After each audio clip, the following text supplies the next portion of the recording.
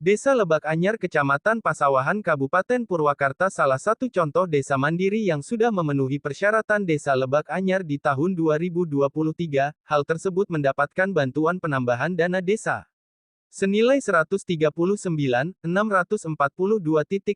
untuk penanggulangan EMI 0 dari Kementerian.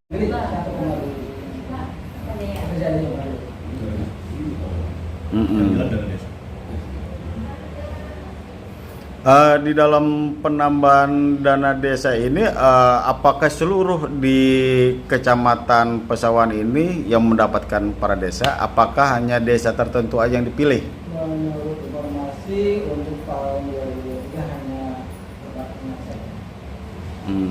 Nah, ini kan kita sudah berganti tahun, Pak, di 2003 menjadi 2024. Anggaran yang sudah disilpakan, ya kan? Nah, ini rencananya untuk di tahun 2024 anggaran tersebut akan diteralisasikan kemana ini? Tadi itu Pak, saya bilang karena ini ada kata-kata yang saya baca itu penanggulangan Pak El Nino. Terus para nikmat saya yang menyatakan perubahan cuaca ekstrim yang memang kemarin itu 2023 dinyatakan sebagai tahun terpanas sejarah. Asumsi saya dampaknya hanya dua, kekeringan sama kebakaran. Dan faktanya memang di Purwakarta termasuk di kita pernah jadi kebakaran juga. Cipolok kok kita lihat berita-berita bahkan tempat pembuangan sampah bang kehauan kan gitu. Jadi asumsi saya boleh dikoreksi. Ya iya mah udah kepala desa mau bawa aja dah cetek itu aja. Jadi kami mau buat ekstrim fakta yang di lapangan memang panas luar biasa seketahuan. Jadi ada sekali ke arah sana. Kebutuhan air bersih sama pencegahan kebakaran. Yang sudah direalisasi pencegahan kebakaran dan persiapan apa di masing-masing daerah. Tapi untuk di desa kita sendiri di tahun 2023, apakah ada dampak-dampak untuk kebakaran, Pak, untuk di wilayah desa kita? Walaupun musibah kita selalu bersyukur karena apa? Karena tidak merembet ke rumah. Itu jadi kebakaran.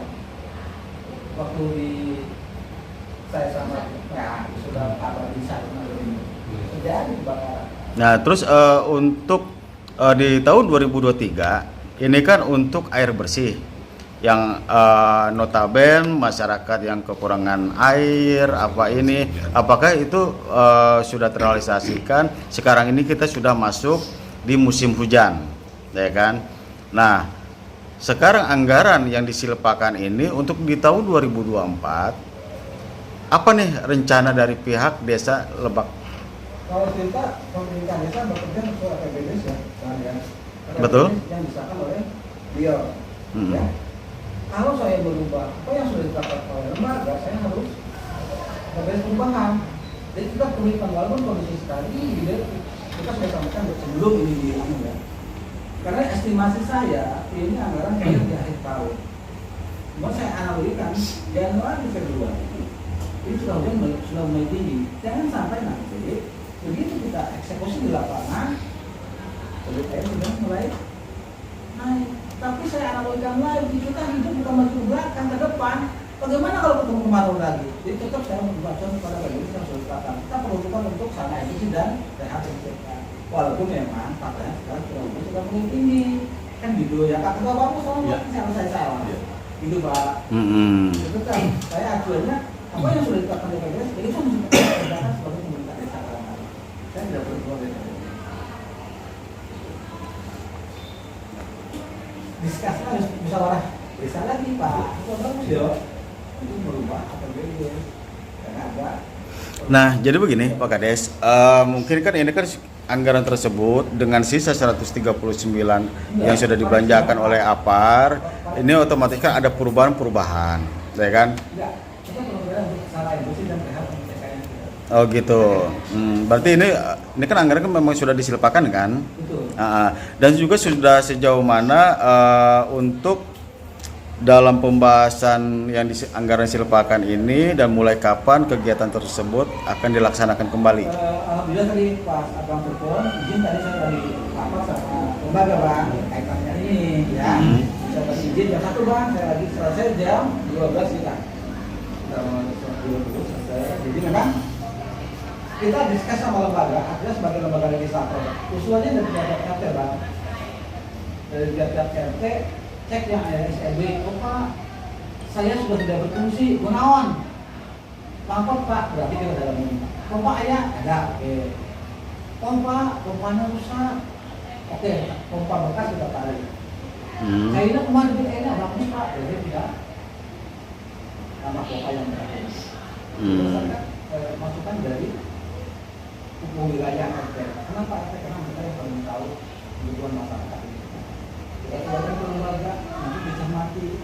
Sudah ketemuan sekitar 12 titik yang lembaga sesuai kebutuhan. Itu 13 titik itu apakah yang kekurangan air, apakah Random Bang, apa yang kendalanya itu Pak? random ada yang contoh dulu SAB ada tapi listriknya masih minta di warga, berarti kita harus bikin menyediakan tahu. Karena tatkala di warga, yaitu sini ada dan di tokennya nggak ada, sini ada cairan butuh. Oke, berarti kita baru pindah pasang kawah yang baru di tempat SAB itu. Terus ini kenapa? Wah, pompanya rusak Pak, nggak bakal. Oke, kita pasang pompa baru. Ikut naon? Wah, Pak, ini mah ya kasih siap tanah Pak, jadi lebih kayaknya kurang berarti kita nggak bisa. Nah, jadi begini Pak, setiap barang yang sudah disimpan atau tiap para RT ya Pak ya, itu apakah disimpan papan informasi apa tidak Pak? Oh, itu belum kaitan sekarang belum melakukan kegiatan apa-apa. Ya enggak, contoh kan ini kan apar sudah dibelanjakan, ya kan? Jadi kan supaya masyarakat juga mengetahui ini dari anggaran mana gitu kan? Apakah hanya apar tapi tidak disimpan dengan papan informasi? Papan informasi kayaknya yang apa belum, yang apa belum. Apa belum. Karena kan mungkin kan sedikit banyak juga Pak Kades, Bu Sekdes dan juga jajaran ini kan lebih memahami lah namanya anggaran yang namanya tambahan gitu. Yang 139 juta itu memang bantuan itu tambahan dana desa untuk kegiatan penanggulangan El Nino ya waktu itu. Jadi itu memang tambahan dari dana desa Pak, bukan bantuan. Kebetulan Ya. berarti itu termasuk Saya Erweda, kebetulan saya di sini di lembaga PPD ya. Saya ketua sendiri ya, ketua PPD di Selabak Anyar. Menyambung apa yang tadi disampaikan kepala desa ya, saya ikut membantu menjelaskan.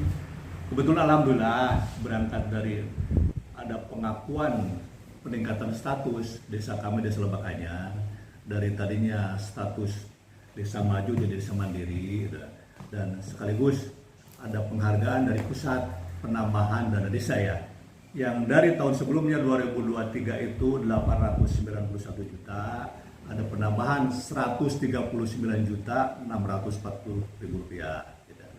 Yang itu dari pengakuan, dari peningkatan status, mungkin peningkatan status gitu.